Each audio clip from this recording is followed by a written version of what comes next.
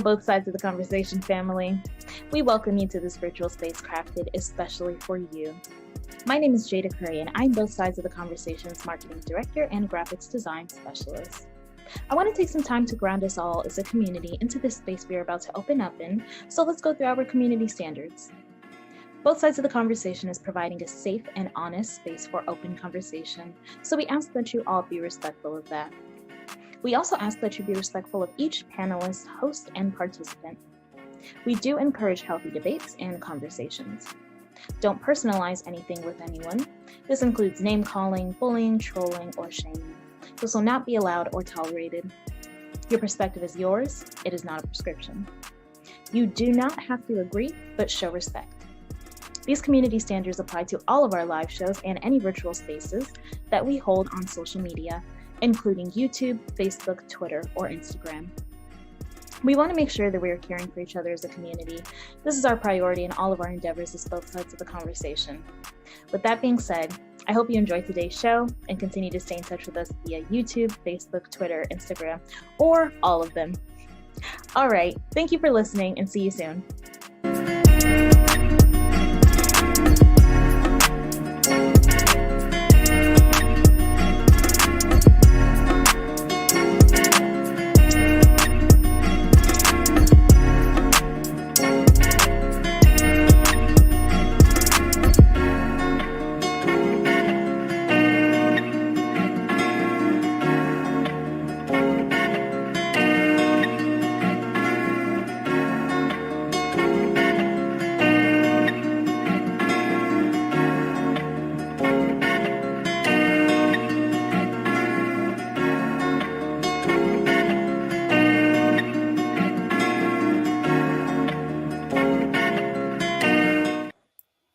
Welcome everybody to both sides of the conversation. I'm John Henry, Executive Director. Today is Thursday, so you know what that means. We're going to have another educational presentation, and tonight we have our phenomenal folks coming on from Rafiki Coalition to talk about the COVID update. You all know there's been a lot of changes, some stuff's coming in the guidelines, so wait a way to get the information firsthand as Rafiki Coalition has their hands right in it. They know what's going on. They had all of the meetings, making sure our community is protected. So looking forward to tonight's Educational Thursday. We are excited. This is the last one of the month as we start transitioning into next month, Black History Month. There's a lot of things that we're going to be doing on this platform for Black History Month. We have the Black Panther Party coming on. We have Rafiki Coalition. A number of folks are reaching out, trying to do something in honor of Black History Month. So we are excited. Some of the conversations and things that's going to take place as we continue this year to focus on health, financial wealth in our community. We're going to stick to those topics, and we're going to move around to other topics, but those are the focuses for 2022. We want to get our health in our community back straight, as well as our financial literacy, and just getting our folks ready to pass on that generational wealth. With that being said, we have community news and some announcements that we're going to make, and then we'll get into tonight segment. Across the news has been all over. If you guys haven't heard about the story, there was a black male who was jailed in Nevada by police who mistook him for a white male.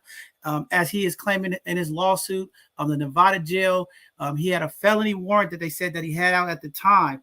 And it wasn't until the day of the courts that the officials have finally looked into his mugshot and realized they had the wrong man.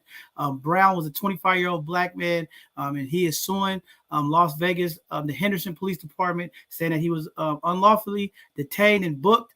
And he was mistaken for a guy who was 51 years old, Neil White. I'm still confused. How do you miss a 51-year-old to a 25-year-old male? But they have arrested him with a felony warrant. There was a mix-up back in January 8th. I guess the Henderson officers mistaken his driver's license information and identified him as someone else. And at the time, the person that they said he was identified had a warrant for being in possession of a firearm. So that lawsuit is going on. It was all over the news. People are shook. I saw the mugshot, and I still don't understand how they couldn't tell that the guy was 51 years old. Pretty interesting story, but those type of things are still happening in our community. And that's things that we have to continue to stay on top of when we talk about justice in our Justice Department and the social things that's going on when we talk about our police and community. There's still a big gap of disparities in how we deal with community and people innocent. So a lot of more work, but we'll continue to keep you updated as that case proceeds through and see how it all turns out. Also, the San Francisco update on the health order guidelines that is starting February 1st.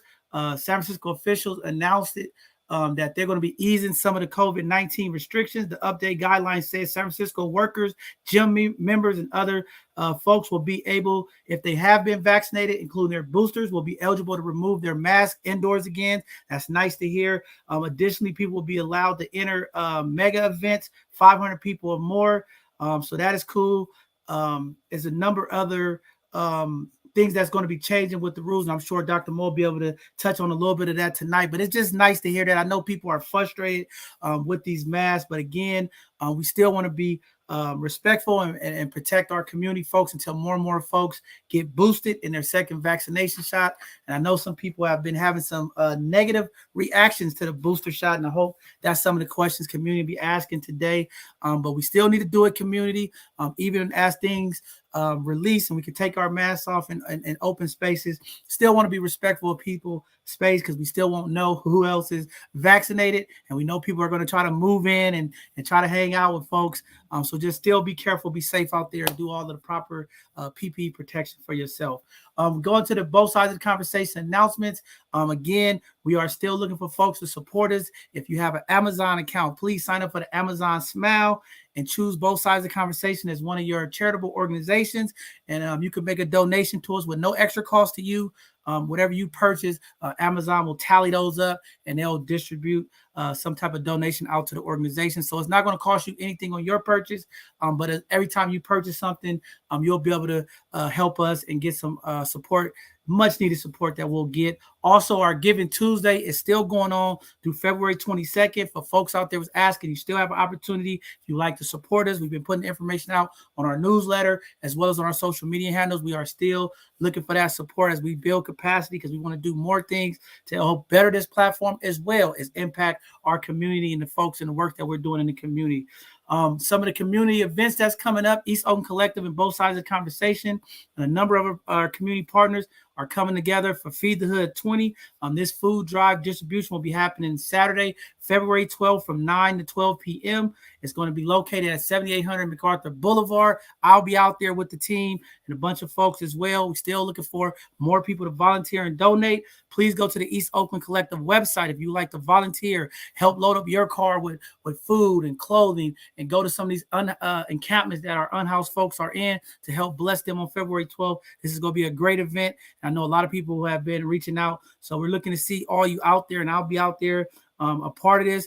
Again, as so many of our folks need help and support right now, every little thing counts. So we're excited about that.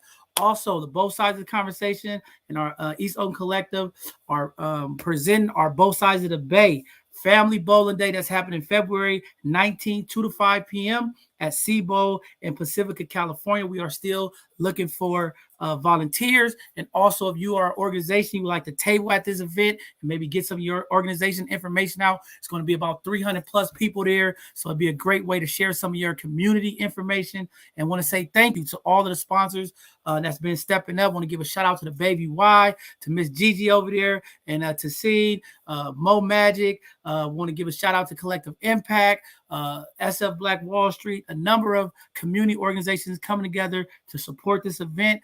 This is what it's about, building this unity as we step into Black History Month, coming out of our Kwanzaa. We want to continue to unify our community, make sure that our young folks have an opportunity. They've been locked in the house. They've been dealing with this online. They've been dealing with COVID. We want to make sure that they come out and have a good time. This event is free to everyone, but you must register. So please look out for the registration links that's on our social medias. And if you need them, we'll get them out to you. So thank you to all of the folks that are continuing to support this event, the Brown Bombers, as well as the SF Rebels. Want to give them a huge shout out as well. They been just walking side by side with us through this process, and we appreciate all of the support. It takes a lot to make these events happen.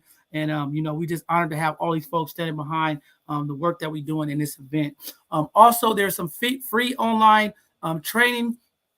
Miss Vanessa Russell, who's been on this show, powerful sister, talking about human trafficking and a number of things that they're doing. They're going to have a 35-week program starting February 8th. 6 p.m. It's sponsored by Microsoft in the city of Hayward. There's a registration link that you can sign up for if you go to their website, www.loveneverfailsus.com, IT Biz. If you are looking to get into IT, if you think you have that skill set or you want to understand this information technology, as you know, this cyber attacks that's been happening across this country, been going on, and we need more IT professionals. I think last time Vanessa was on here, she said there's about 2.3 million jobs. Now, these are good jobs too. They talking over six-figure jobs, and they're trying to get more and more Americans into this field to combat some of the cyber attacks that's been taking place in this country. You all been hearing the ransom attacks, people hacking into people's systems, holding their passwords for ransom. So it's important to get more and more of our folks involved so we can protect our organizations, protect our businesses from these outside hackers that's outside the country and within the country. So great program. Hope some of you folks will be able to check it out, sign up for that. I think it's going to be a great event. Also, February 3rd, kicking off African American Month, the African American Heritage Night is happening at the Chase Center. It's going to be the Warriors versus the Kings this next Thursday, February the 3rd. It's going to be a great event. I know this arena is new. A lot of people have been trying to get into the arena, and the ticket prices is a little out of the roof. So what a way to come out for the African American Heritage Night. Tickets are around $65 to $70. They have some other tickets as well. If you haven't been to the new stadium, you want to check it out, please reach out to us, send an email link to events@bsotc.org for more information. You guys can get tickets through us. There's a number of organizations that's going to be out there. We'll be tabling, supporting this event as well. But for community that want to go check out the stadium, this will be a great opportunity. Not too expensive, but it's a way for you to get out and check out the new Chase Center, as well as watch the Warriors play. A new STEM hub for children and youth and community service centers is hitting the block of 5813 Mission Street, and it's a Black-led, woman-owned organization. The lab will be holding this grand opening on February 12th, 2022. We'll get that information out to you, the links for folks to sign up or be a part of it. We're trying to get our young folks into that STEM. Very important stuff. And then the District 711, please come join the talented OMI artists the weekend of January 29th, which is this weekend, 4 to 7 p.m. and the 30th from 12 to 6 p.m.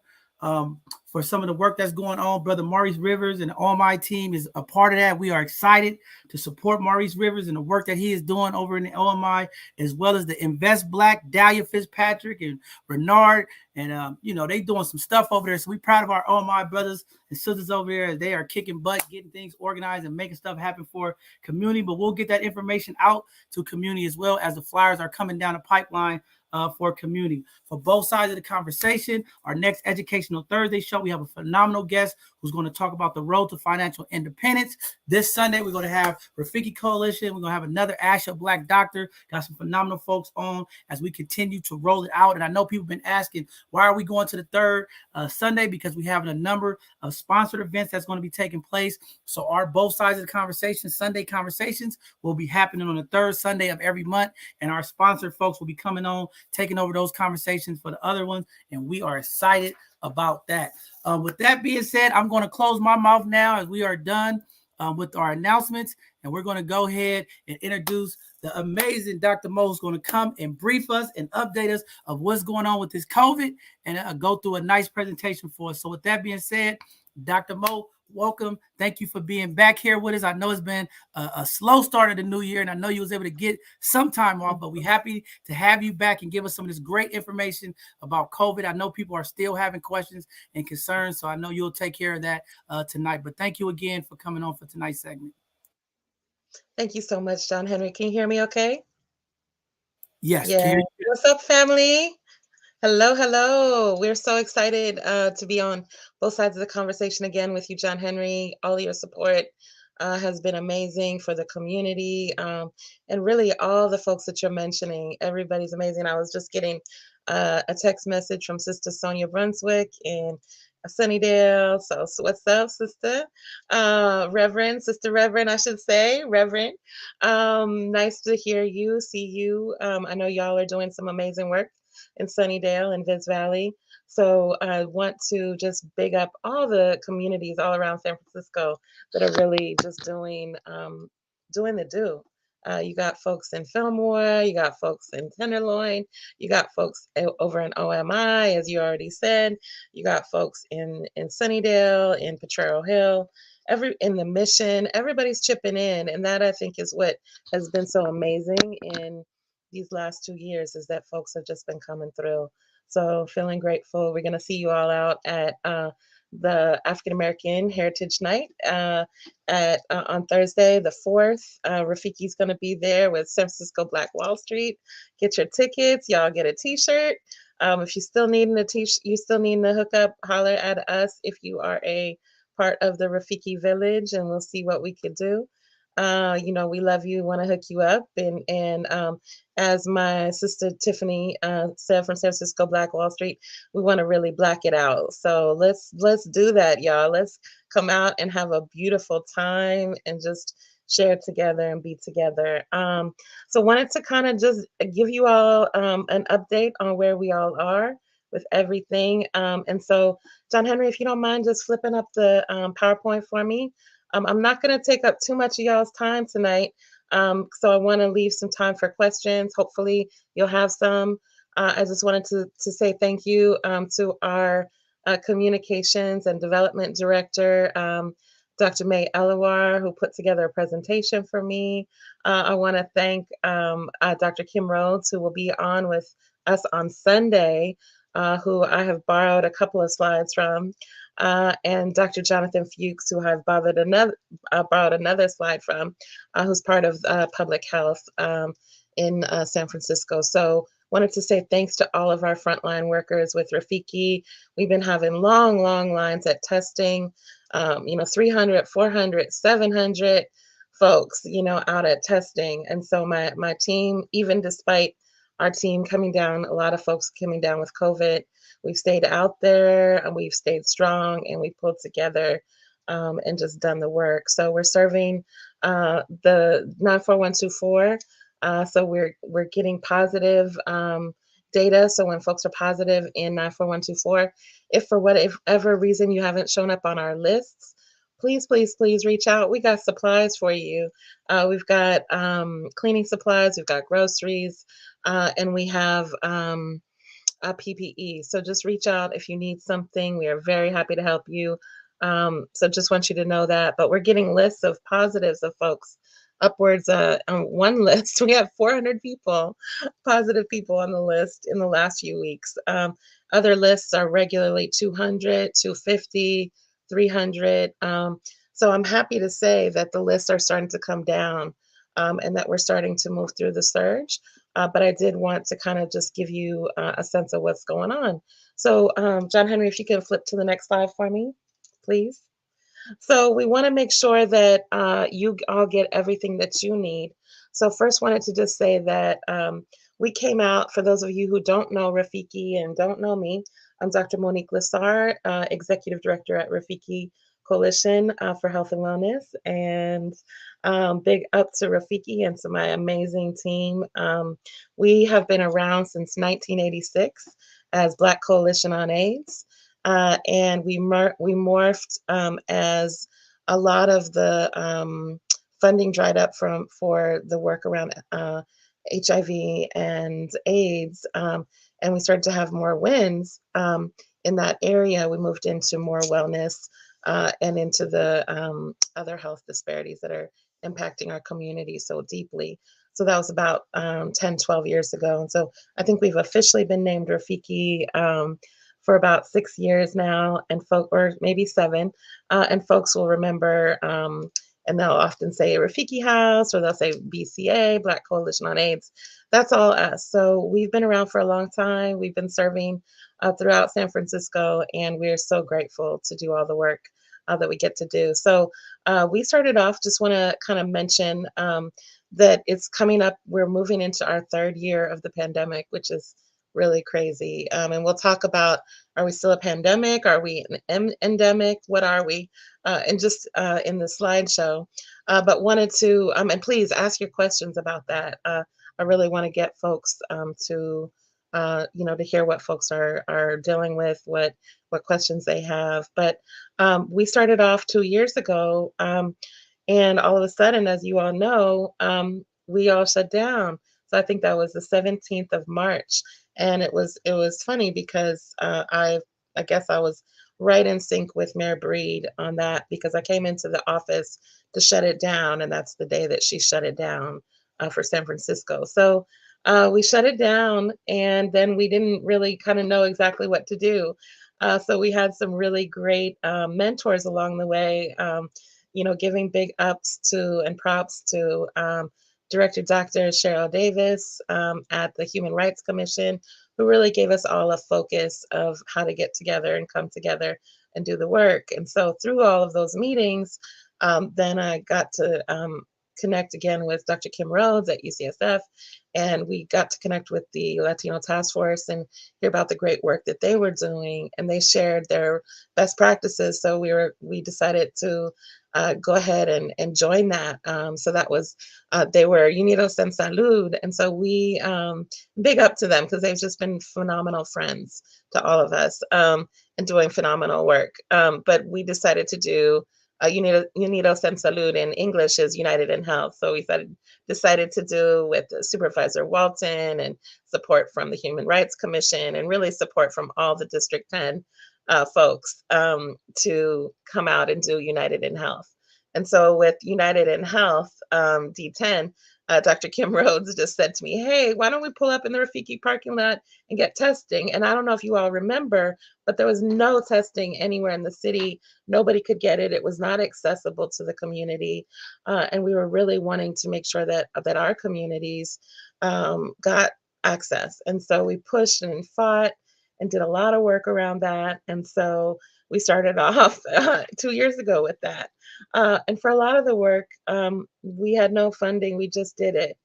So then later down the road, through the Department of Public Health, we were able to be funded in the work. And so Rafiki has worked with the Bayview YMCA, with YCD, with the African American Faith-Based Coalition, with Shug Smith, and also now, of course, with both sides of the conversation. So we've been really grateful to have some amazing partners, partnering obviously with Department of Public Health, San Francisco, and all of the various testing organizations, Color and different Visit Health and all of that to do the vaccine work. So just kind of wanted to let y'all know where we've been and tell you why I have my bona fides and give you my receipts for why I'm here talking to you. So we've been doing tests. So now we've been doing testing. We test at 4 to 5 sites a week. And then which is Bayview Opera House twice. We test up on Kiska once, and then we also test on 155 Jennings, which is going to be changing, I think, next week. So we'll give you the new address on Jennings. So we're just moving down the street because they're changing the site. So we will give you the new update with that. And then also in Double Rock at Alice Griffith, we test on the third Saturdays out there as well. So that's what we're doing with that. We've been vaccinating on Fridays and Saturdays ever since we started. And then we do COVID care. So we do wellness drop-offs and calls throughout the week. So we're 24/7 on your COVID work. Sometimes there's more, sometimes less.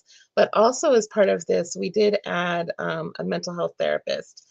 So we've been able to add a therapist. Right now we have an opening for one of those positions. So I'm hoping to get that position hired ASAP so that right now we've been having a long list on our waiting list for the for therapy. And we really recognize that COVID has had a significant health impact on us. And John Henry, I just wonder if you could chime in with me on this, because what I'm hoping on Sunday is that we can talk about, we'll have Dr. Rhodes, who's a medical doctor. My doctorate is in clinical psychology. So on Sunday, what I'm hoping is we can talk both about the mental health impacts and talk about some stress relievers, all those kinds of things. And we can have Dr. Rhodes talk about the physical impact. But John Henry, I just wanted to see if you could chime in a little bit around what you know is going on around the mental health and piece, and why we've seen that this is important just from your perspective. Oh, definitely. It's been very important to talk about. I mean, our young folks. We can just start with the young folks. Just not being able to have that social connection with folks in school. being confused, going to school and having to transition, find out their classmates, somebody may have tested positive in the class and having to stay home, and the anxiety. A lot of the families are just talking about the anxiety of Mm-hmm. just not knowing, and then, the Mm-hmm. limited amount of rapid testing that we have, Yeah. people are just, nervous. Whole families are being impacted by this. And, even our seniors, just talking to some of the elders of the community, COVID has hit in so many different ways. Family members not being able to come to see their senior loved ones because they feel they don't want to contract them. Mm-hmm. They're higher at risk. Yep. So a lot of seniors are saying, hey, we feel like we're not connecting with our community, our families. We can't even get people to come. People are just dropping stuff off with their masks and running out because they don't want to get us infected. So it's been a strain on community. In our community, folks are used to just being out, hanging out in space. I mean, even at some of the local Mm-hmm. venues that we hang out, folks are just, Mm-hmm. not willing to take the risk. So you're not seeing that connection. And Mm-mm. it's been tough. I mean, it's a struggle every day. We just got back into juvenile last night to do some of our mentor work, and just Mm. talking to those young folks. They like, man, we Yep. haven't seen nobody from the outside in 4 weeks. We happy that y'all here. We're Yep. tired of these staff. They having their own little issues. But sometimes just seeing folks from the outside and having some different Mm-hmm. conversation, just help calm some of that down. But just the stressors Mm-hmm. of the community has been a challenge. And I mean, you look across the news and see some of the things that are taking place. People are just, dealing with so much, far as employment impact from COVID. People worried about how do Mm-hmm. they take care of their family if are single parents.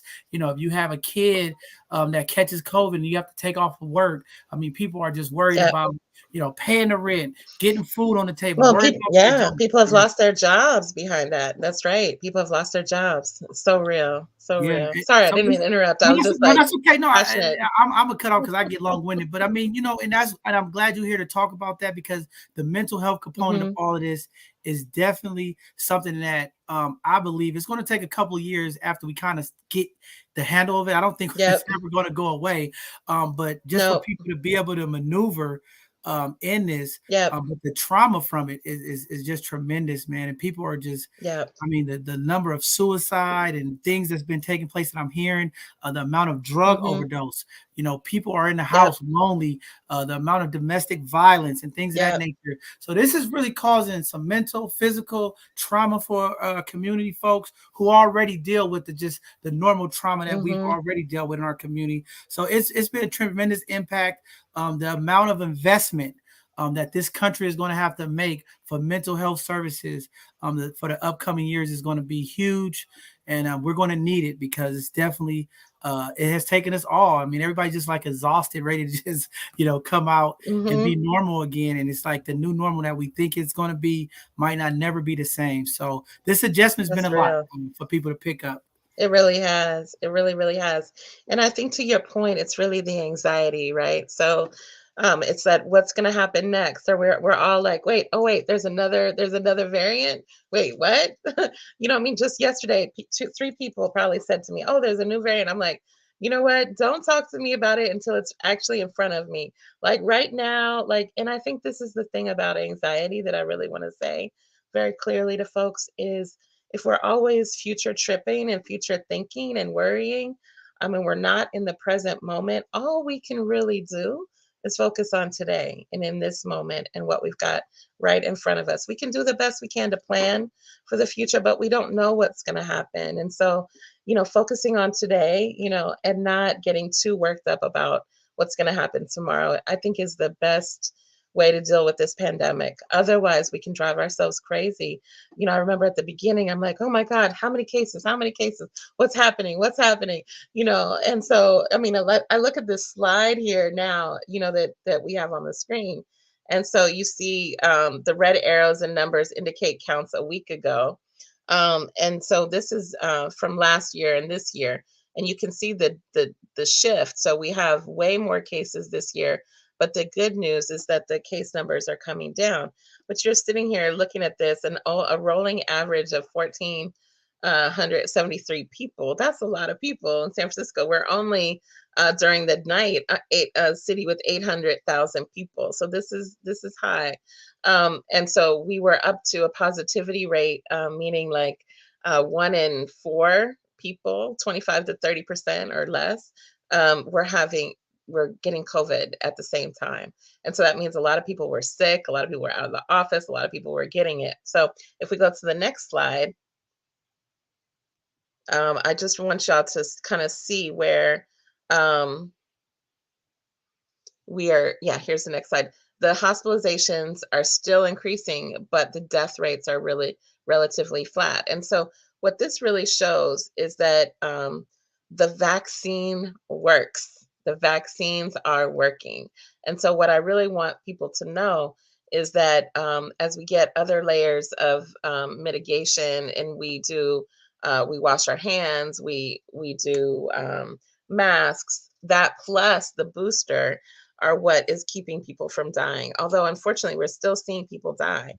So if you go to the next slide, again, this is the more on the 7-day average. You can see 7-day. Oh, go back.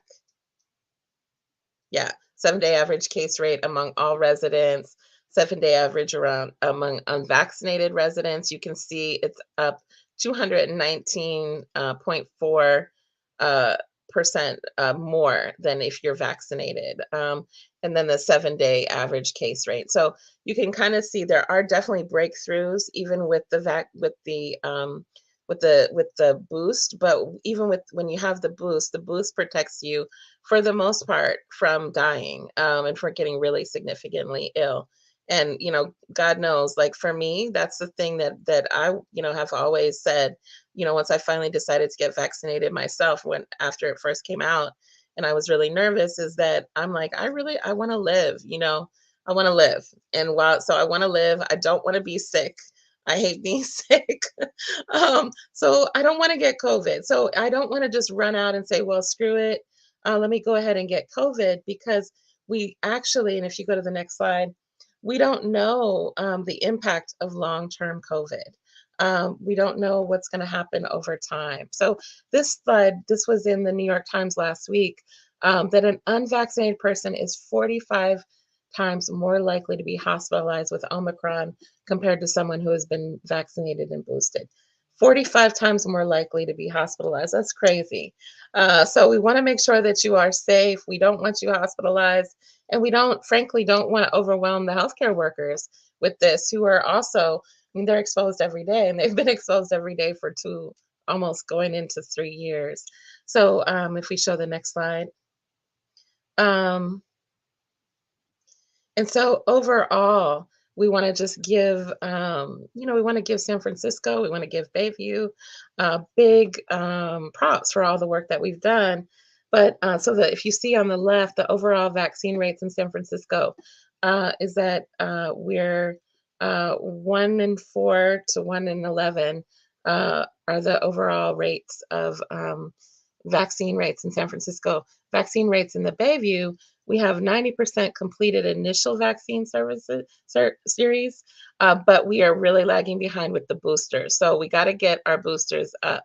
And I know folks are feeling frustrated. They don't know, why should I get a booster? What's going on? But the thing to know is, it's not that it wasn't working. It's just that its effectiveness wanes over time. It's like it runs out. It's not something that just stays in your system. Even generally speaking, people have to get a flu shot once a year. So this is not, of course, not the flu shot. This is different, and we're still, they're still figuring it all out.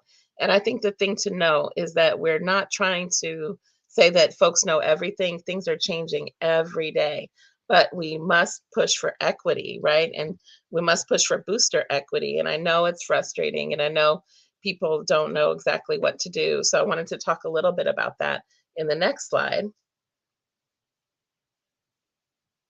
which is, in this one, you see that the recommendation of boosters doesn't represent a failure of the existing vaccines.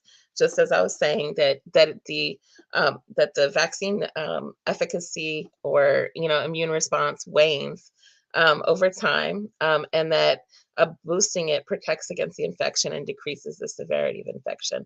So that's why we need a booster. It's not that it's not working, it's just that it wears down. And so if we go into the next slide,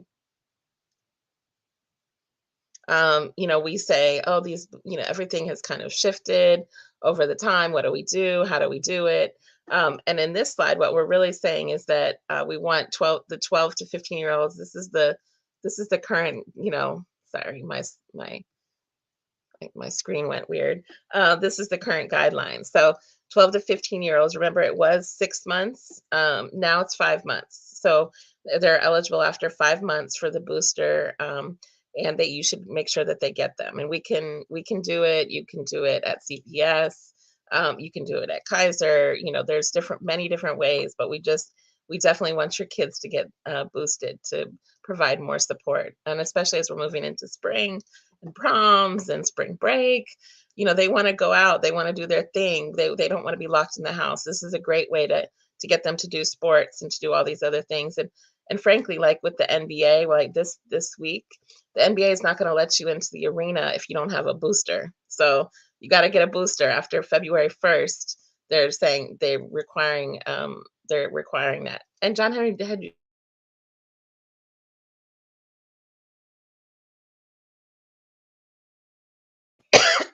You okay? You okay? Okay, all right. Make sure you okay. Just coughing. You wanted to ask me? You said John Henry what?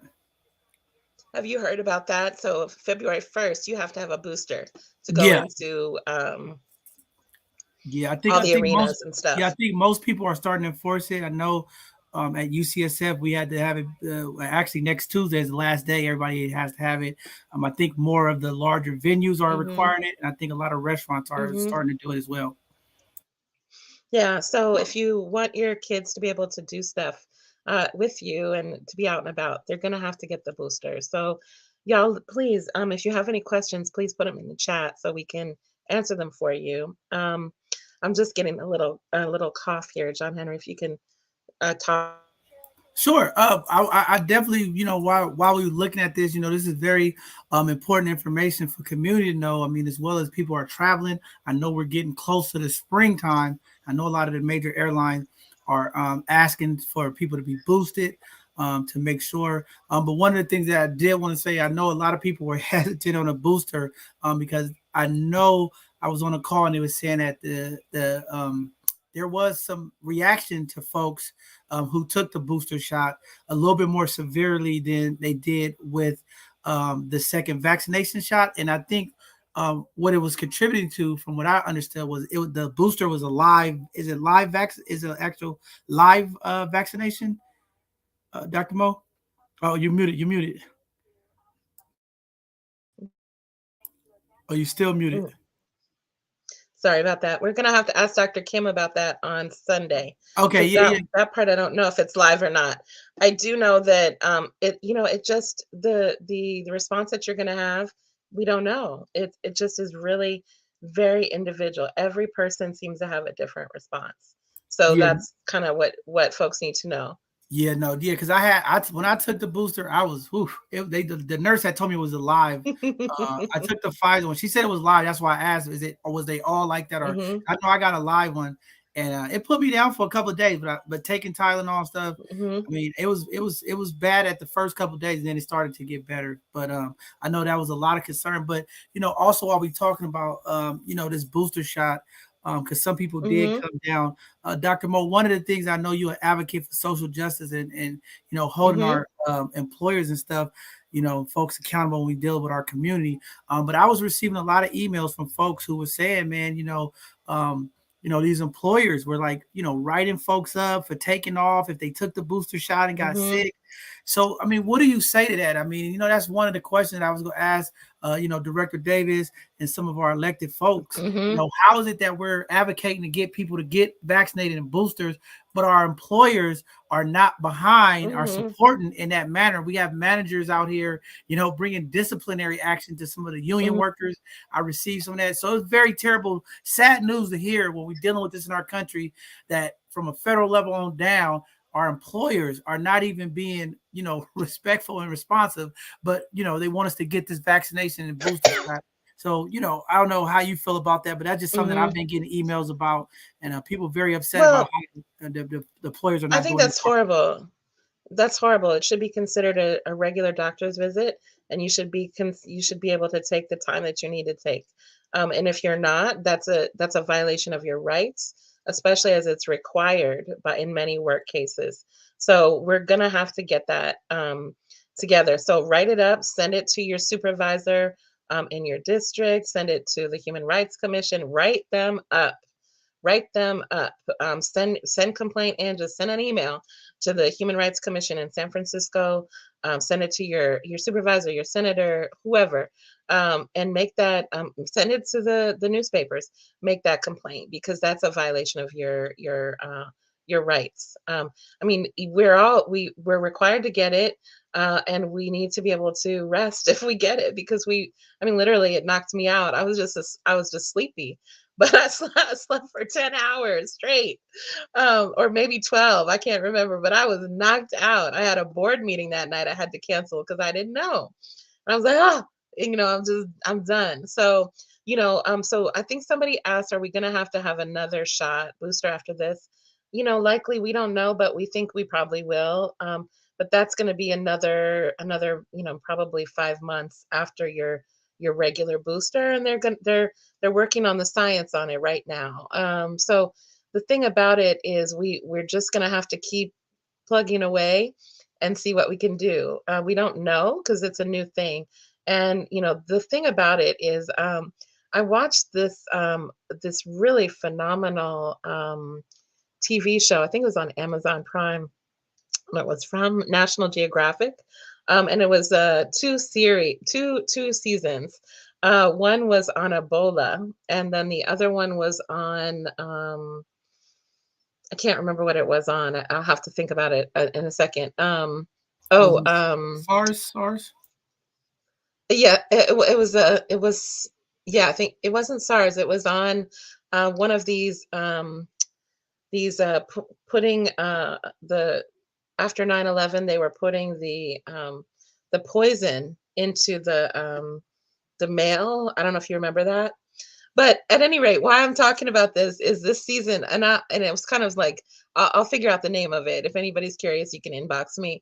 But what was so interesting about it when we looked at Ebola, and that was coming out of Africa, is that literally what we recognize is these types of organisms. Their job is to survive, right? And so it's an organism that it's mutating. It's coming out of all of the things that we're doing to this planet. So basically, because we are not taking care of the planet and the ecosystems, and we are disintegrating the rainforests and the water supply and all of these things. Those are the things that used to protect us. So these things are coming out, and it's smart and it's adapting, and it's an organism that is main goal is to survive, and we've had organisms around for thousands and thousands and thousands of years, from millennia. And what was so interesting in the Ebola conversation and in this National Geographic, which was all based on a true accounts, is that and this was in, I want to say, East Africa. They actually knew that this was there, right? So the monkeys were getting sick, and the way they described it is the monkeys are bleeding, the forest is bleeding, and with that situation, what they recognized was that they knew that they had to quarantine. They knew that they had to burn, unfortunately, the bodies when people were sick. They knew that it would retreat, and they also knew that the medicine for the protection was in the one that survived. So once you had, and so this is science, right? But these are our ancestors who knew all of this without a degree from Stanford. They knew, right? They knew. They're like, oh, okay, the antidote is in the one that survives so that's where your immunity comes from, surviving it.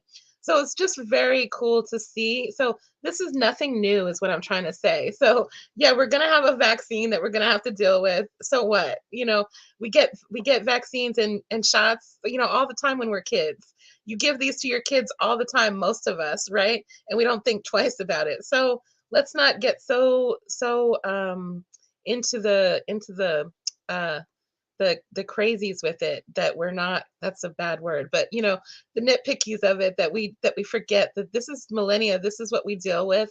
This is part of being a human, that is the worst predator on the planet, which is human beings.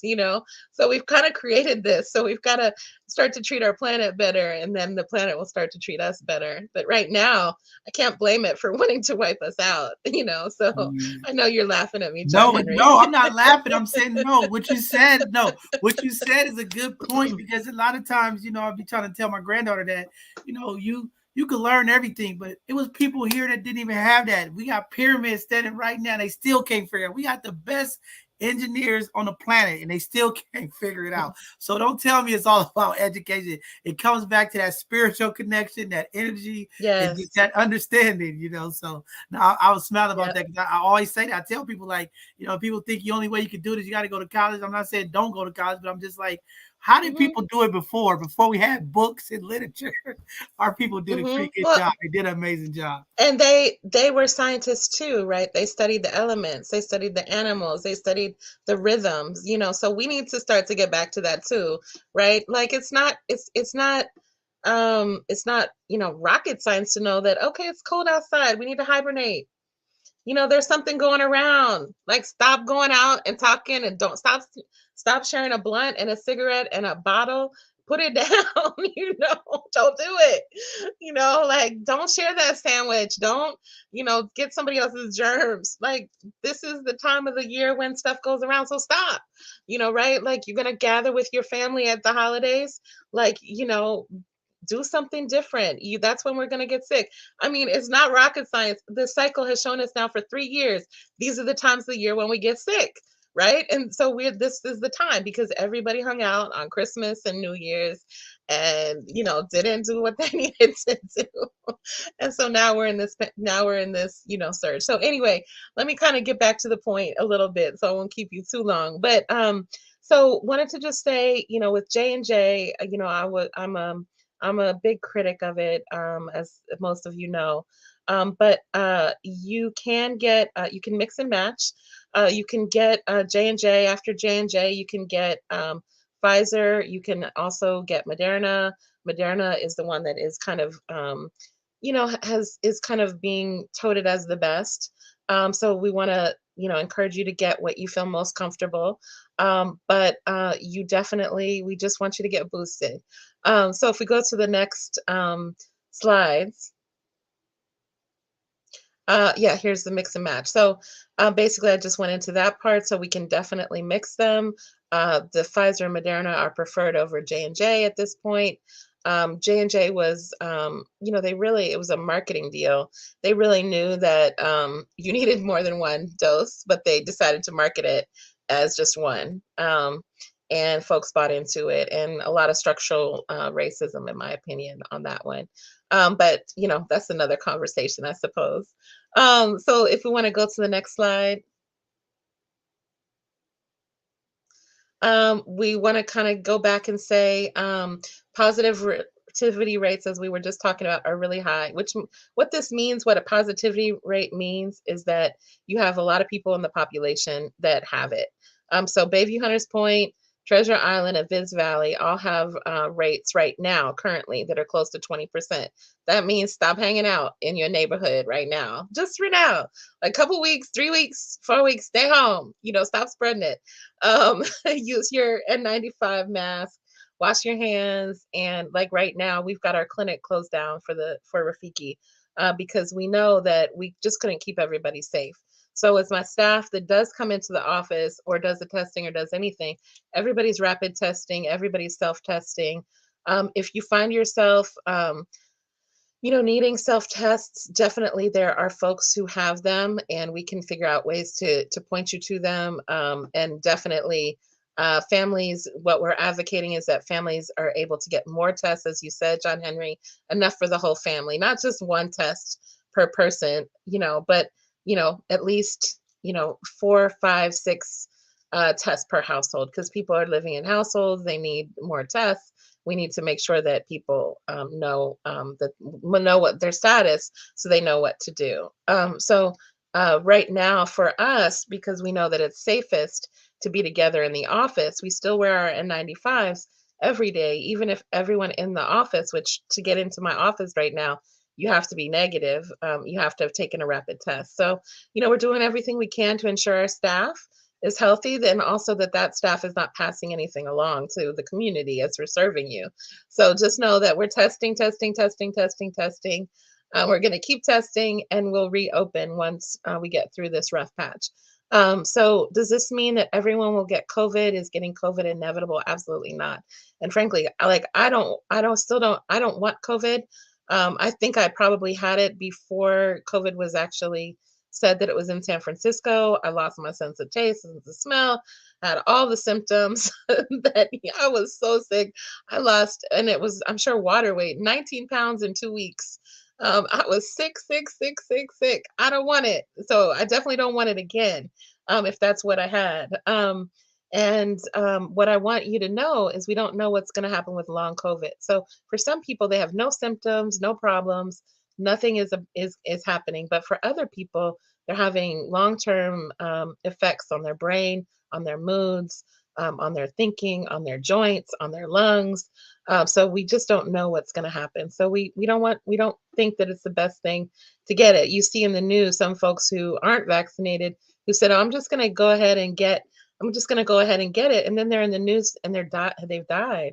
So it's just not smart. It's like, why do it? It's like playing Russian roulette with a gun. It's like, well, 1 in 5 chances there's still a bullet in there, right? And that bullet, it's gonna shoot one way or another. So let's not take that risk, and let's not hurt ourselves. So if we go on to the next slide. We want to say this is a quote from Dr. Jonathan Fuchs.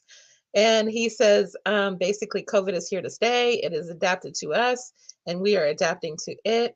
And so right now we're moving from a pandemic, which affects multiple countries or continents, into something that is more epidemic. Or sorry, from epidemic to pandemic, now to endemic. And so an endemic, what endemic is that it shows that it's not an undue burden on hospitals, or it's unlikely to be eliminated due to inherent properties of the virus bacteria. So what this means is, just like the flu, it's going to keep coming around. And, we've had COVID. This is how, whatever generation of COVID is, you know, we've had how many different versions over the last X number of years. And so even to that point about vaccines being new, it's not new. They've been working on the vaccines for this forever, because we keep having some variation of this over the last few years. Is this making sense, John Henry? Making total sense.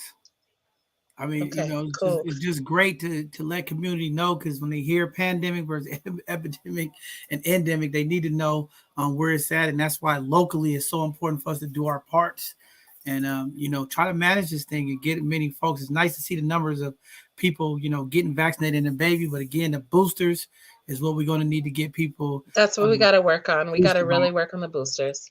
Yeah, that's what I'm worried about. So if we go on to the next slide. So even though we can't eradicate COVID, we can still help limit its negative consequences and negative outcomes. So this is the things that I've been talking about, getting vaccine series and the boosters, using your surgical or your KN95 masks. We're actually going to be giving those out at our testing sites, the KN95s. So if you need some, I got a whole shipment like 2 days ago from DPH. So I got 6 cases. So, my job is to hand those out and get those out to community. So I y'all can definitely be want safe. some, Dr. Mo. I definitely want to come get some. So you know And the if, hookup. So yeah, let and me know. if you have any child size, because I do have a number of our organizations to um, the African American child educators and some of the folks who run Hmm. daycares, they've been asking for the small ones for the little folks. So if Okay. you have any small ones, let me know. Yeah, that's great. I'm gonna ask for some from the DPH. So I'll ask for that in our next shipment. So I'll be on it. So the other thing that Dr. Kim Rote says all the time is ventilate, ventilate, ventilate, ventilate, ventilate. She's got a little jingle for it. But keep the doors open, keep the windows open. Don't, if you're gonna be hanging out, go outside. If you're gonna be at Cafe Envy, stay outside. you get your drink on or whatever and your music, but do it outside. That's going to keep you safer than if you're inside where you're likely to be walking into somebody else's basically, if you think about it this way, it's like when you breathe out, everything you breathe out is in the air. Somebody else just walks through your stream, they're breathing you in. And so this is kind of nasty what I'm gonna say, but if we're in the same room or the same wherever, we become part of each other because I'm breathing you in. I'm breathing your germs, I'm breathing your DNA, your hair flakes, your spit, your whatever. I'm breathing you in. So this is how we actually become related to each other, right? Are you saying we eloping, Dr. Mo? Are you saying we eloping? You eloping with everybody in that room when you open that little room in Cafe Envy. So stay outside eat outside at the restaurants if you're gonna be out, or just keep your mask on. Keep it on, and please don't wear it down here. Wear it up here. Pinch that little bar. Pinch it real good. And stop. It's like that whole thing is so unattractive. But also just stay home, especially when you're symptomatic. So that means that if you got somebody in your family is symptomatic and has COVID, you need to get tested. Don't think that just because the kid that you are that you got you have COVID, you're diagnosed with COVID, and you're going to send all your kids to school. Please don't. Please don't. And I know you don't want to hear Dr. Mo, say it again. Wear your mask right. We have a habit in our community of doing everything halfway. We got youngsters walking around with their pants halfway down. Come on, put it on right. Put it on right. And you got the people like under here, like with the chin. I'm like, is that your chin lift? Instead of a facelift, you got a chin lift. It's like under your chin. So I'm like, wow, that's your turtleneck. That's you trying to look cute. No, put the mask on. Get a mask that works. Don't stop. Just stop. It's not cute. It's not cute. John Henry, was that my last slide? I think it is. Oh, one last one. Okay. So steps to limit the negative impact.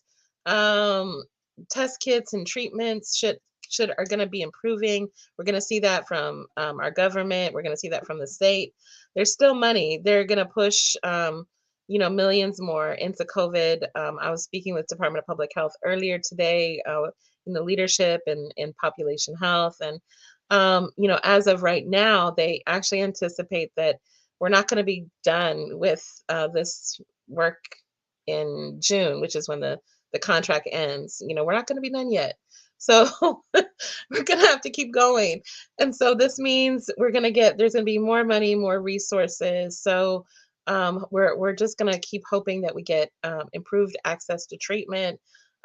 We get a better and more balanced response to all of these things. I mean, the things that I'm really concerned about, and I've been harping on this, but it's like people aren't getting they're not getting their regular their regular stuff. They're not going to the dentist. They're not getting their pap smears. They're not getting their prostates checked. They're not getting their breast exams. They're not getting their OBGYN. You're not going and getting your blood glucose. You're not getting your cholesterol. We need to do all these things because we already had the worst health disparities. And so now with COVID, because of the lack of doing all this work and getting actual access to the things that we deserve to have access to, we're going to be behind the 8 ball. And they're predicting, unfortunately, a lot of cancer that's going to come out. They're predicting, diabetes on the rise, new diagnoses and pre-diabetic and all of this stuff.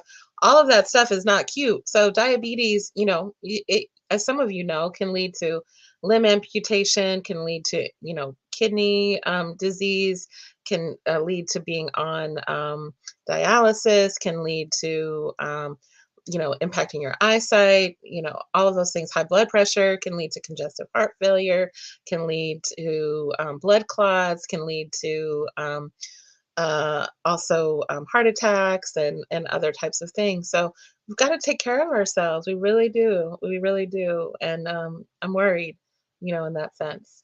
And of course, this other piece that we've been talking about, which hopefully on Sunday we'll be able to talk more about the mental health, the anxiety, the depression, suicidality, self-harm, the opioid crisis, the overdoses, all of the stuff that, the gun violence, and domestic violence that we're seeing. So I'd like to talk about those impacts and some suggestions and some tips on that on Sunday. But for now, just want everybody to stay focused and know that at this point, COVID doesn't have to be a death sentence. And if you do test, there's no need to, if you have symptoms, or no need to run and get tested immediately. Just monitor your symptoms. And if you don't have symptoms, when you do test positive, you can come back into the community after day 5.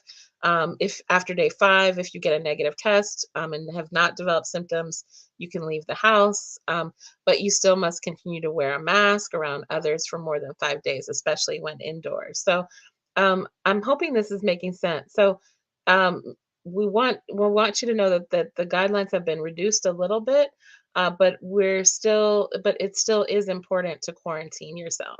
And is there one more slide after this? Yeah. And so stay home for 5 days and isolate for others in your home. Wear a well-fitted mask. That again, that's around your nose. Pinch it, pinch it, pinch it, pinch it real good. Um, pinch it real good.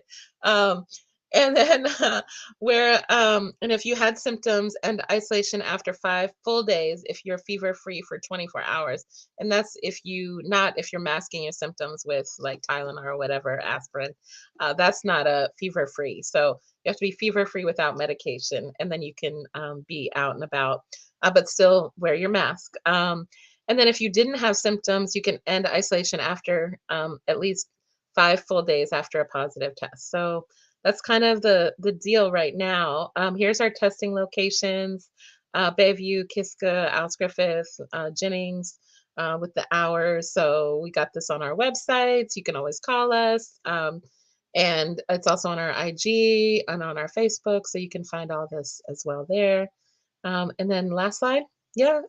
So vaccinations, if you do want to go do this, which we hope you do, boosters and even first shots are available at 1800 Oakdale Fridays and Saturdays, 10 to 5.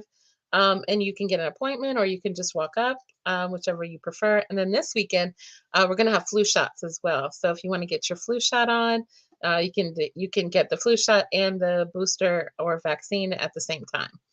It's not prohibited. So I think that's it. Yep, that was the last slide. So, No, that was great so information.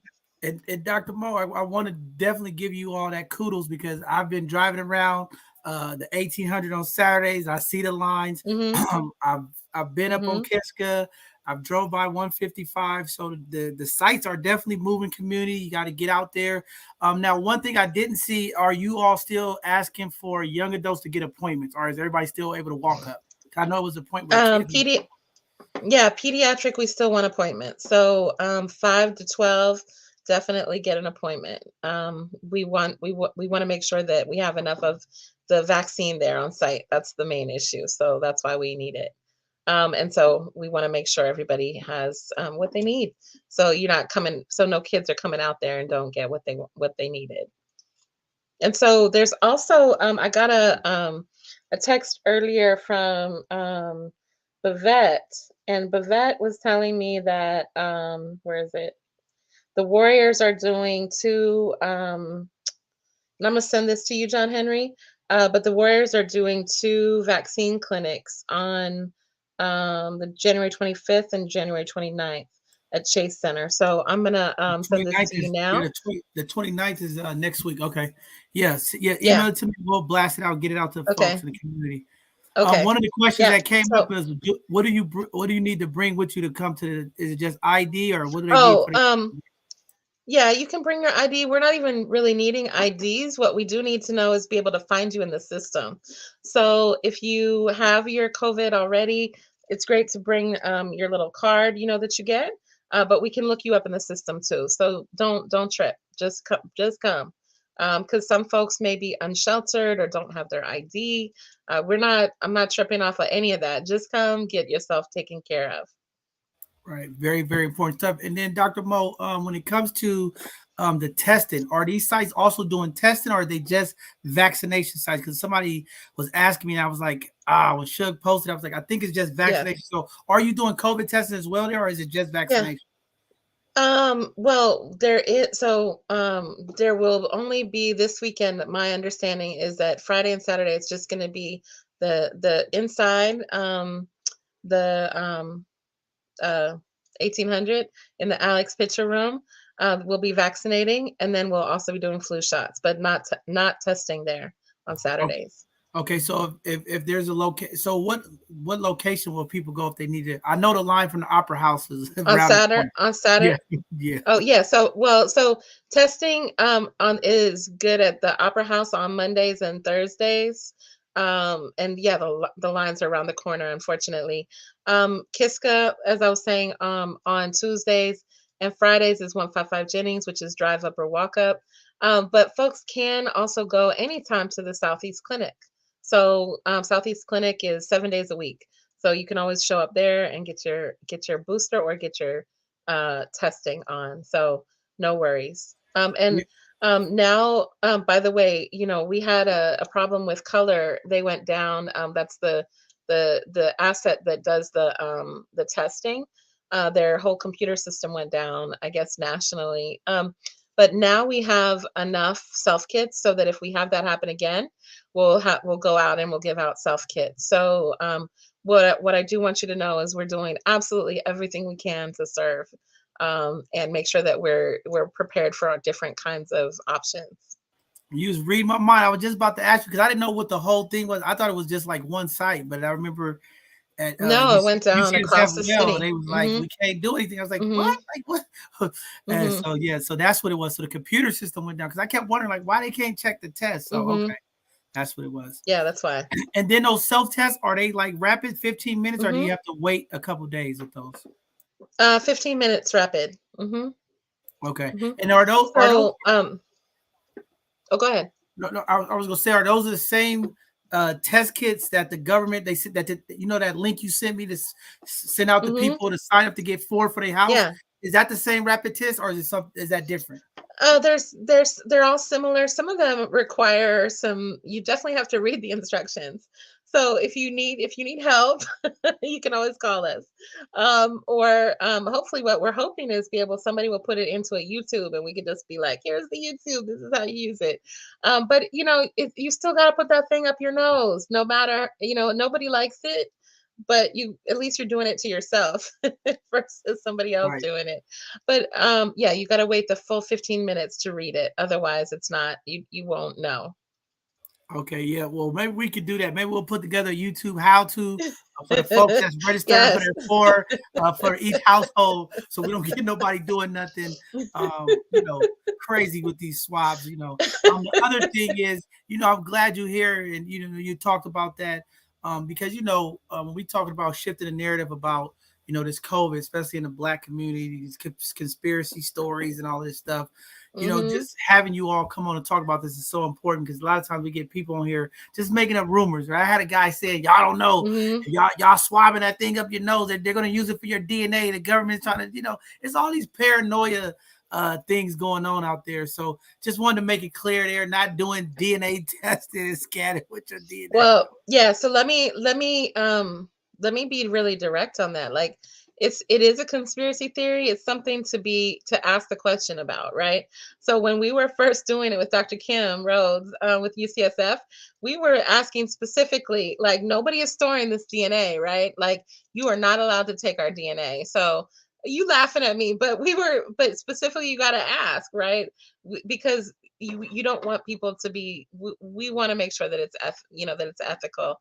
So we have to make sure that we know where it's going and what's happening. So So I wasn't laughing at you, but the reason why I was laughing was this because I was hearing all these weird conspiracy theories, and then people on Facebook were saying, "Y'all see how the government is cracking all these cold cases because the people went got COVID."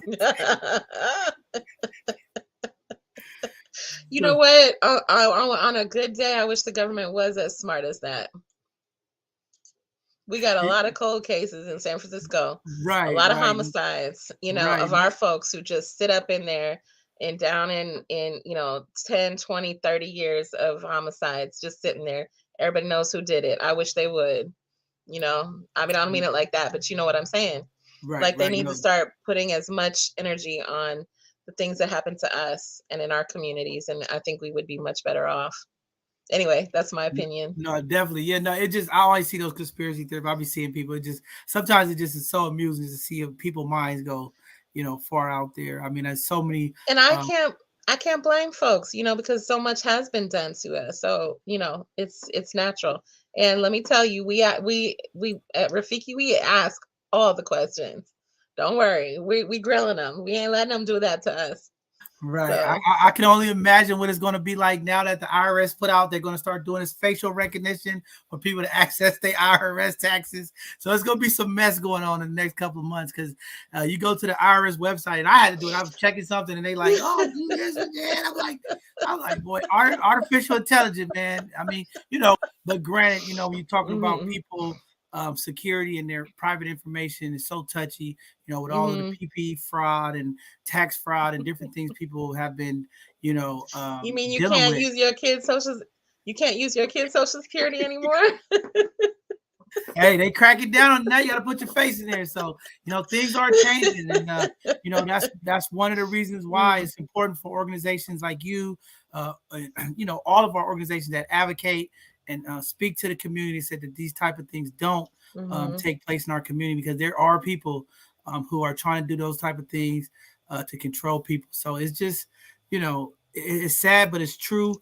Um, but we got to keep working community. We got to do the right thing. mhm, I seen a news mhm, article today of a lady who tested positive and was in the hospital and said, "Man, I was very irresponsible. I should have took this." And that's what it's mhm. all about: taking leadership Yeah. and doing what's right. And that's why I got the booster shot. Hey, I'm still here. Mhm, There was a difficult time. I had the same thing. That's why I was laughing when you said I sleep for 12 hours. I think I slept for like 12 or 13 hours too. But it's just a mhm, process that we have to go through, and we have to understand that just these type of things mhm, happen. It's a phenomenon. First, we haven't had nothing like this in years, and it just takes time for technology and scientists and researchers mhm, to catch up to what's going on. But in the meantime, we mhm, have the step by steps. Dr. Mo have just laid it out for community what to do. If you have symptoms, stay home. 5 days is not a lot, mhm, but definitely continue to check on yourself and do all of the testing. But I see a question up here: what home remedies, if any, do mhm, you recommend for people who mhm, are stuck at home with COVID and experience symptoms, but mhm, not severe enough to go to ER? mhm. Yeah, so, Camilla, great question. I think a couple things. You wanna stay 1000% hydrated. Most of us are dehydrated, so, get hydrated. If you can get some of that really good water that actually has, the, hydration, help me out, what is it called? John Henry, when you have Not the vitamin water, but the electrolytes in it and yeah, stuff. not yeah, the electrolytes, exactly. The electrolytes in it, the good, some good water if you can. Put some lemon in it. Make lots of teas. Herbal teas are great. Elderberry is really good for all of these symptoms. Some really good things to also do is to get nutrition. So whether you're having some bone broth, if you eat meat, if you don't, you can make yourself some really good echinacea. Echinacea is fine. Vitamin C, all vitamin D. Sit out in the sunshine if you've got access. All of these things that we know how to do. Old school. Get some really good chicken soup.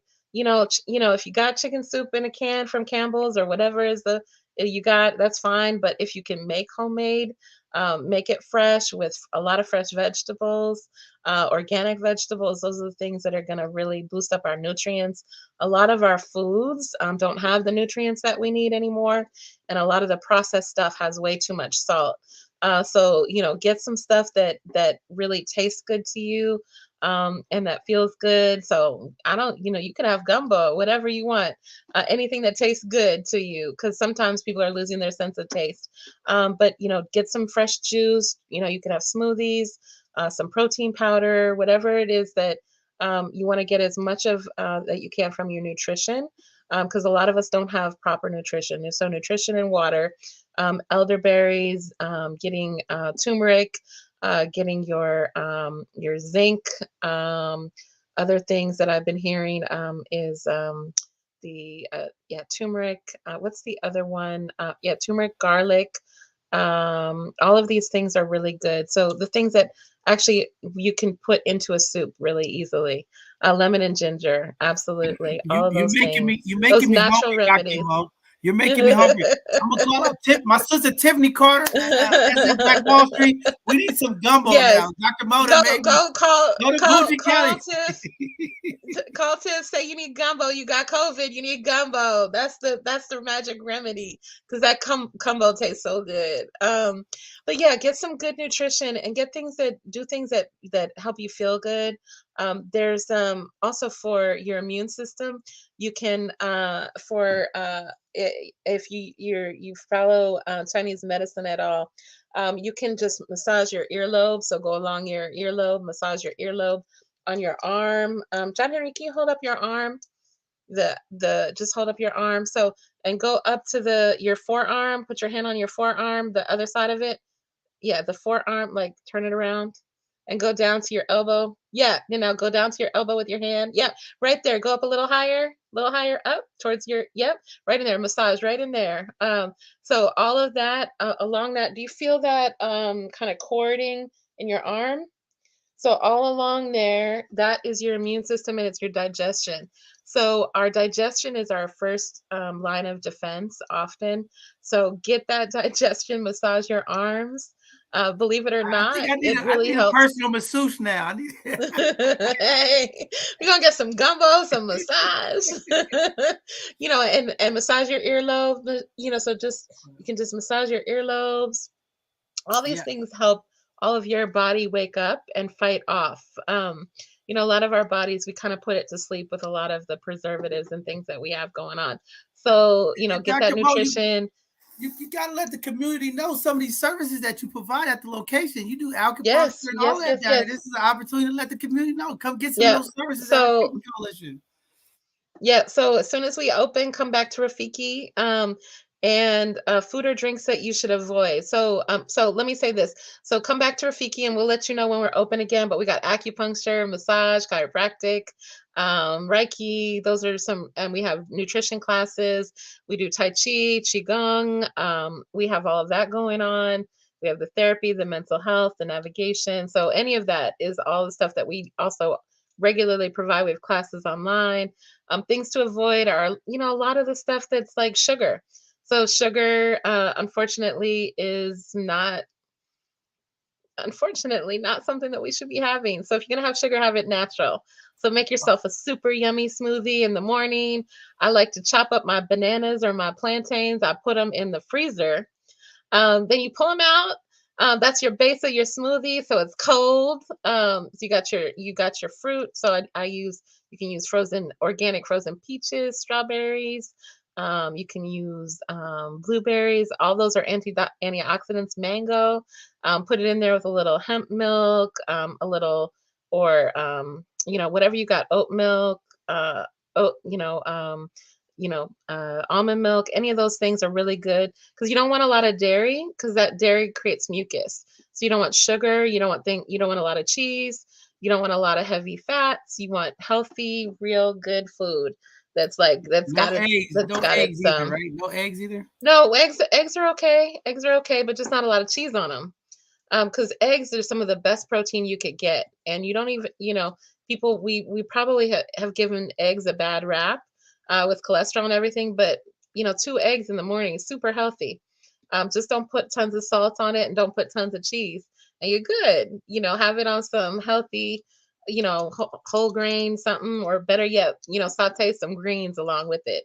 So greens and eggs, or nice little potato, garlic with some garlic, fresh garlic. Yeah. Anyway, I'm making myself hungry. I know you're making me hungry, but I think that's another thing that definitely during this year since we're talking about health on a couple of these educational Thursday, I've been reaching out to some nutritionists because in our community, cooking healthy food, we already know we deal with the food deserts, no opportunity to get to grocery stores. But I definitely want to get some nutritionists to really come on and educate our community about those food processes and how to really prepare healthy meals with some of the stuff that we have in our homes. So I'm looking at some of that as well. So any nutritionists out there, please reach out to us. We want to make sure we educate our community on the right way to eat food and the right way to go through what we need in our bodies for the throughout the day. So yeah, I'm looking for that. Yeah, definitely. And you know that the brain is also healthy food and healthy nutrition is the front line for mental health as well. So you can have much better impact of your mental health if you're eating well, sleeping well, drinking lots of water. Yeah, those are the things that's what's up. And it's what what we're taught as kids and what we resist. But those are the best frontline defenses to everything. Yeah, Good and sleep, good sleep food, is the good biggest. I water. mean, yeah, sleep is the biggest thing. I'm finding more and more that's a real driver to a lot of stuff. And I know UCSF is doing a study right now on sleep, and it's a big deal, man. Some people need 10, 12 hours to really feel good. But Me yeah, too. I really need it myself. I need a good 8 to 10 hours. And like, that I hit 3 in the morning and I'm waking up and I'm like, oh man. And then I'm seeing everybody else is online, including you, John Henry, at 3 in the morning. I'm like, we are not doing well. We are see, stressing out see or something. you letting them know. See, I only get 2 hours of sleep, Doctor. When I told them I only get 2 hours of sleep all night, people be calling me, "Why you up on there? Why you? I got to do stuff. I can't sleep." John Henry, you gotta put your airplane mode on that phone come 10 o'clock and turn it off and get some sleep. We all do. I know it's a So lot. anyway, I hope. It is amazing to see how many people are up 2, 3 in the morning on Facebook. I'm like, y'all go to sleep. I need to go to sleep too. Anyway, John Henry, I hope Yeah. this has been somewhat helpful. Oh no, And this have definitely been helpful, and we thank you for what we're doing in this partnership and the stuff you're doing for the 94124, and just your community presence and the work that you're doing to help impact our community. We thank you, and coming on tonight, updating the community with this information. I know some people are sitting there excited, saying, "Oh, we get to take our masks off." We still want to be conscious and safe because there are still a lot of folks who haven't been boosted or vaccinated. So we still want community to be precaution. And when we're having these large events, just be mindful of your spacing because, as Dr. Mo said, you could elope into somebody's airstream. But thank you for coming on, Dr. Mo. And again, we appreciate the partnership, the work that you're doing as well. Just opening up these sites. You've been Rafiki Coalition have been a part of this whole process. Especially at the Baby Opera House in Oakdale and Jennings, making sure that our community folks, and importantly, the 90 Kiska Road, because sometimes our folks can't get off that hill. And we just appreciate you all making it easy and accessible for them. And I hope more and more of these test kits get out so that more folks can find out their symptoms before they get out in the community and passing around in community. If you test positive 5 days, you can just, get back away from everybody. Stay home. Exactly. Don't pass it. But with that being said, if there's anything else you want to say before we close out, go ahead and say it now, and then I'll close out. No, I just want to say big up to the both sides of the conversation family. We love and appreciate you all. And shout out to Rafiki and to San Francisco. What's up? Bang, bang, Niners. Bang, bang, So Niners. We're going to see what's going to happen on Sunday. And sorry for Oakland. I know y'all are sad. You got left. But we hope to see you out at African American Heritage game next Thursday night at the Warriors. So you got to get your booster. So I think, technically today, but maybe tomorrow is the last day for you to get your booster so you can come hang out at the game with us. So we'll be out there with San Francisco Black Wall Street. So big ups to them. And we'll see you on Sunday with Dr. Kim Rose, Rafiki, John Henry. I'll have a conversation, ask your Black doctor, and talk about mental health and about COVID. And since Dr. Kim is, a lot of her work has been on cancer, we can have a conversation about cancer if folks have any questions, and UCSF in general. So we got a lot of the good stuff coming up and can't wait to see you. Thank you, family. We appreciate you all. Love you. You're the reason we're out here, and also the reason why we're up in the middle of the night. So we love you. So do your part so we can get some rest too. it's everybody got to take some responsibility. So we love you. Man, there you Peace, have it. y'all. All right, Dr. Mo, I'll see you soon. Thank you again for coming on tonight. We appreciate you, and I'll be reaching out to you because I gotta call you anyway about something. But yeah, I'll reach out to you. But thank you Okay. for your time tonight. All Thank right, you. community, there you go. We had the Rafiki Coalition here, Dr. Mo, blessing our community with this information. Looking forward to our Sunday conversation. This should be a great one. Everybody's always talking about, we don't have a lot of doctors who look like us. This Sunday, we're going to have a great opportunity to ask your Black doctor any of those questions, and you can talk about cancer, any of the COVID questions related. And, this will be a great conversation. And we will get y'all out of here on time to watch the Niner game at 3:30. Me and Dr. Mo, we're going to make sure our Niner fans get out there. But I think it is some very important information that we need to have a conversation about because a lot of these black health issues are really taking place and impacting our community, and they're not being highlighted. And that's why it's so important for Dr. Mo and the rest of the team to come on and talk about this. Because of COVID, we're not getting into our regular maintenance checkups. People are not getting into the facilities. And, we are losing people for health-related issues. And a lot of times it's being labeled as COVID, but those underlying health issues are impacting our community. So please join us this Sunday for a very, very important Ask Your Black Doctor, as we're going to continue to run this series throughout the year. We'll be talking about mental health. Everything health is coming out of this of these segments on Sundays, as we are trying to impact our community intentionally and get people motivated. It's all about the education and awareness. Sometimes they don't want to ask their doctors, but if you ask these doctors, you might be more motivated to call your doctor and schedule up an appointment. That's what we're hoping to bring, that awareness and uplift our community. So looking forward to that. And then next week, we'll have another segment of our hidden gems. But again, thank you all for tuning in for tonight's Educational Thursday presentation. I hope the information was very, very informative for you. And I hope you utilize this as we continue to go out our days and weeks throughout this year. So we'll see you all this Sunday at 2 p.m. We'll be here for another Sunday conversation. God bless you all. Be safe and put that mask on, like Dr. Mo said. Grab. Make sure y'all being safe out there. But we'll see you all. God bless. Have a great evening.